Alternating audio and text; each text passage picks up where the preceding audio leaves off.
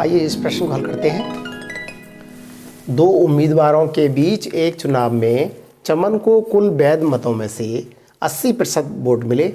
यदि कुल वोट 12,000 थे तो दूसरे उम्मीदवार ढांडे को कितने वैध वोट मिले? यदि कुल वोटों में से 15% वोट अवैध घोषित किए गए। तो पहले हम इसको ही निकाल लेते हैं। अवैध वोट कितने घोषित किए गए? अवैध वोट बराबर, चूंकि वोट कुल 12,000 थे और 12,000 में से 15% अवैध है, तो इसको हल कर लेते हैं।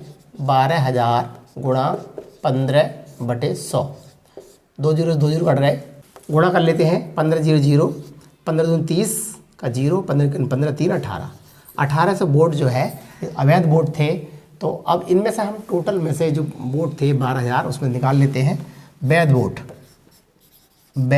वोट कितने हैं ये निकाल लेते हैं।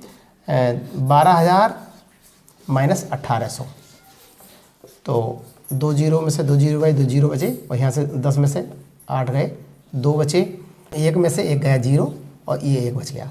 10,200 वोट ये वैध थे। अब वैध वोटों में से 80% तो वोट मिल गए चमन को। अब बाकी जो 20% वोट बचे वो मिले ढांडे को, इसमें से वैध में से। तो निकाल लेते हैं। ढांडे को कुल वैध वोट मिले, कितने मिले? बराबर 10,200 का 20%। इसको यहाँ हल कर लेते हैं। बराबर 10,200 गुणा 20/100, 2 जीरो से 2 जीरो कट गए। अब इनकी गुणा कर लेते हैं। 2 दूनी 4 और 2 जीरो 0 और 2 1 2 वोट।